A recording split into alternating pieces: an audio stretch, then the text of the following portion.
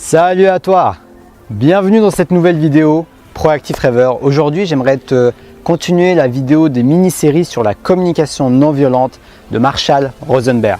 Donc si tu n'as pas vu la première vidéo que j'ai faite sur le sujet, n'hésite pas à aller la voir, je te mets le lien qui va apparaître parce que tu seras beaucoup plus mis en contexte. C'est une vidéo où je t'ai introduit en résumé quelle est la communication non violente et quel est le but et le principe que voulait partager Marshall Rosenberg.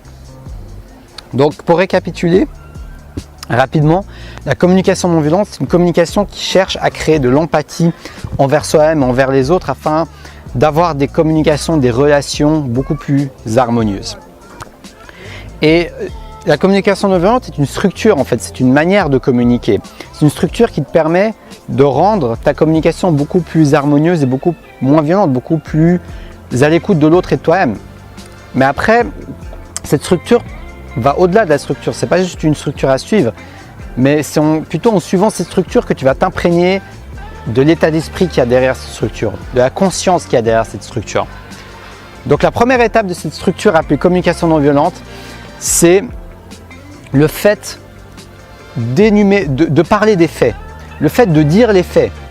Par exemple, quelqu'un fait quelque chose, tu te sens frustré, ok? Mais la première étape, ça va être de dire les faits. Qu'est-ce qui s'est passé? Qu'est-ce qui a déclenché cette émotion de frustration en toi?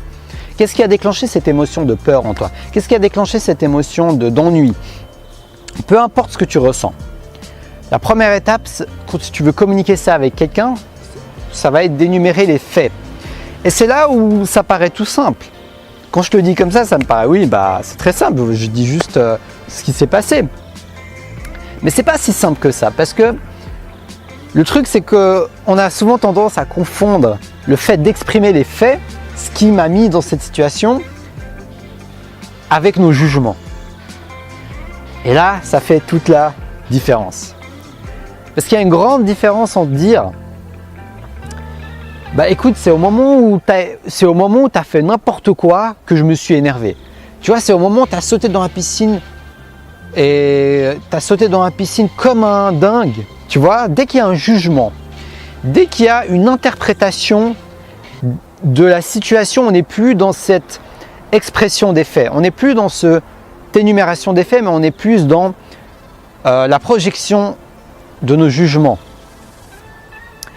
Et la communication non violente ne dit pas ça juste pour nous emmerder. C'est pas juste pour nous faire chier dans notre communication, mais c'est que ça a vraiment un impact.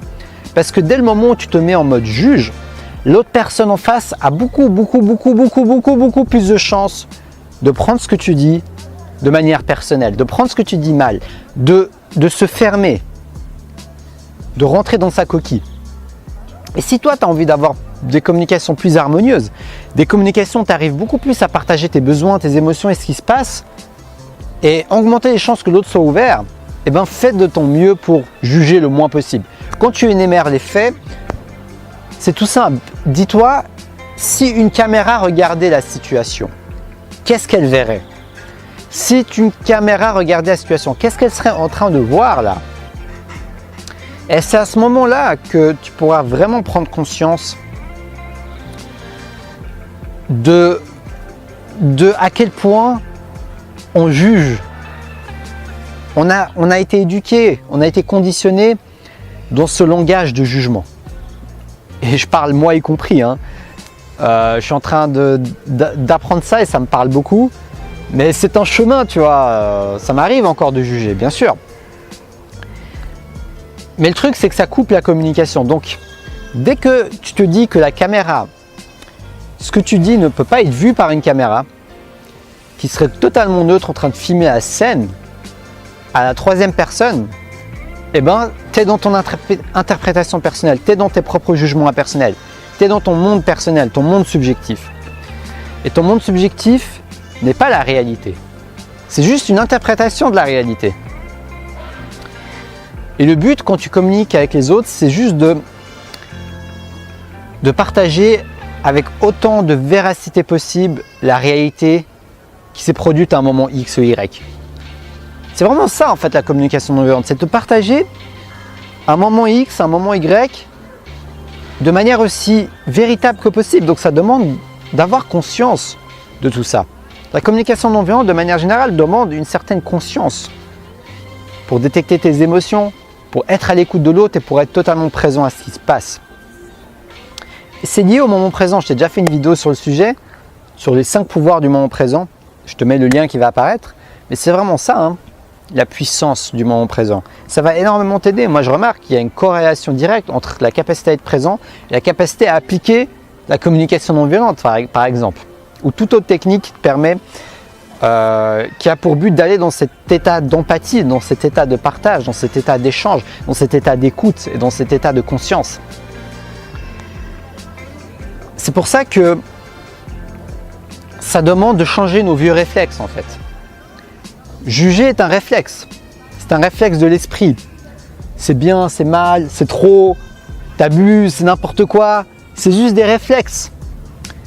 Et on peut, même si c'est pas facile, sortir de ces réflexes en les remplaçant par d'autres réflexes. Et ça, c'est la puissance d'apprendre une structure, une technique. Comme c'est la communication non violente. Mais il y en a également d'autres. Moi, je te partage celle-là que j'ai appris.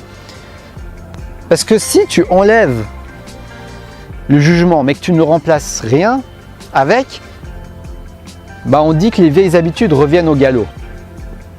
Donc, tu auras beaucoup plus de chances que ton habitude revienne. Alors que si tu prends une nouvelle habitude qui substitue cet ancien langage, beaucoup plus violent, avec beaucoup plus de jugement, et que tu substitues avec un autre langage, avec une autre manière de parler. Oui, au début, ça va être inconfortable sûrement, parce que tu n'as pas l'habitude de parler de manière si objective, de ne pas juger, de juste dire les choses. Peut-être que tu devras te retenir, peut-être que ton ego n'aura pas envie, ton ego aura juste envie de dire non, j'ai envie de dire mon interprétation des choses, j'ai envie de dire mon jugement, pourquoi je ne le dirais pas? Tu vois, on a des impulsions en nous. Et c'est pas toujours facile d'y résister, mais au moins, le fait d'avoir une technique de communication, une structure, te permet d'avoir un plan, une carte. La carte n'est pas le territoire, mais par contre, avoir une carte aide beaucoup pour s'y retrouver. Si tu visites une ville, tu es un touriste, tu vas quelque part, la carte, c'est pas la ville. La carte, c'est pas du tout l'endroit. Ça va pas être exactement la même chose. Mais le fait d'avoir une carte, ça va beaucoup t'aider à t'y retrouver. Donc là, c'est un peu pareil. La communication non violente, toute autre communication n'est pas le territoire. C'est qu'une carte. Mais le fait d'avoir cette carte va t'aider à te reconnecter au territoire, au lieu de rester dans l'illusion de l'esprit, au lieu de rester dans l'illusion de la subjectivité et au lieu de rester dans l'illusion du jugement. Donc moi, je trouve ça formidable de pouvoir changer nos vieilles habitudes et de changer nos réflexes en commençant petit à petit. Par exemple, dès que tu te rends compte que tu es en train de juger, tu peux en prendre conscience, avoir un bracelet, le tourner, prendre note. Tu vois, des petites choses comme ça vont faire la différence. Et dès que tu en prends conscience, tu le remplaces. Tu te dis, ok, tu peux te poser cette simple question. Si j'étais une caméra et que je regardais la scène, qu'est-ce que je dirais? Si la caméra en face de moi, là, elle avait une bouche et qu'elle pouvait parler, qu'est-ce qu'elle dirait? Elle ne dirait pas tout ce qu'il y a dans notre tête. Parce que ça, la caméra, elle n'a pas d'esprit. C'est plutôt parce qu'on a un esprit qu'on se met à projeter tout ce qu'il y a dans notre esprit, tout ce qu'il y a dans notre mental. Donc, la prochaine fois que tu réussis à prendre conscience que tu es dans le jugement, et si tu as envie d'appliquer une nouvelle manière de communiquer beaucoup plus harmonieuse et beaucoup plus à l'écoute de l'autre, pense à cette métaphore de caméra, ça pourra t'aider. Imagine-toi une caméra avec une bouche qui parle. Ou bien tu peux t'imaginer toi être transformé en caméra si tu veux. Pourquoi pas? Ça peut être marrant, ça peut être fun, en même temps ça peut t'aider, tu vois. Mais vraiment, ça c'est la base de la communication non violente, c'est d'être dans une communication sans jugement. Ça ne t'empêche pas d'exprimer ton point de vue. Tu peux dire je pense que, parce que c'est mon point de vue et ça n'empêche pas. Le but c'est pas juste de rester bloqué non plus. Mais par contre,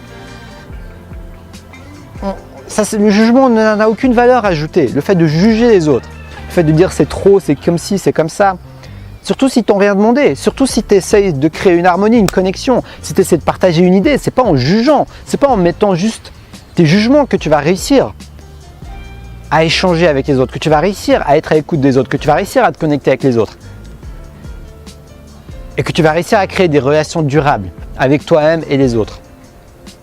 Donc c'est vraiment quelque chose de puissant mais pas facile à appliquer. Ça demande du travail sur soi-même, ça demande d'aller en profondeur parce que nos jugements sont liés à notre conditionnement, sont liés à nos peurs, sont liés à nos traumatismes, sont liés à notre manière, nos habitudes. Mais tout grand changement demande un premier pas. Donc pour moi, la communication non violente peut être un énorme pas et voire même une très bonne solution pour beaucoup de gens pour réussir à sortir du jugement et être dans l'être, juste l'écoute, juste l'empathie et juste profiter de l'instant et de communiquer avec autant d'authenticité possible. Donc voilà, c'était la première étape de la communication non violente, reformuler, dire ce qui a déclenché l'émotion de manière objective comme une caméra. En fait, c'est partager une observation, c'est vraiment ça la première étape. Donc j'espère que cette vidéo t'inspire, donc n'hésite pas à mettre un pouce en l'air et à t'abonner si ce genre de vidéo t'inspire. Parce que moi j'aime bien également le sujet de la communication, je vais commencer à t'en parler de plus en plus. Donc n'hésite pas à me dire dans les commentaires si ce sujet te parle et de partager ton point de vue et ton expérience sur la communication avec les autres, avec ta famille, avec tes collègues, avec tes amis, comment ça se passe.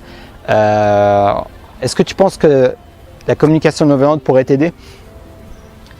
Donc voilà, n'hésite pas également à voir dans la description de la vidéo, si tu as envie de suivre une première heure de coaching offert avec moi, je te mets le lien dans la description, selon la limite des places, donc n'hésite pas à m'envoyer un email. Dans ce lien, tu pourras avoir un email et tu pourras me contacter, on pourra se fixer un coaching par Skype. Je suis certifié coach depuis cet été et je me ferai un plaisir de t'accompagner.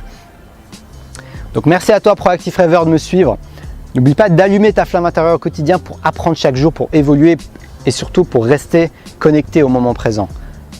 Ça va te permettre de profiter de ce chemin avec joie et sérénité. Donc merci à toi et je te dis à demain pour la prochaine vidéo. Et surtout, reste passionné.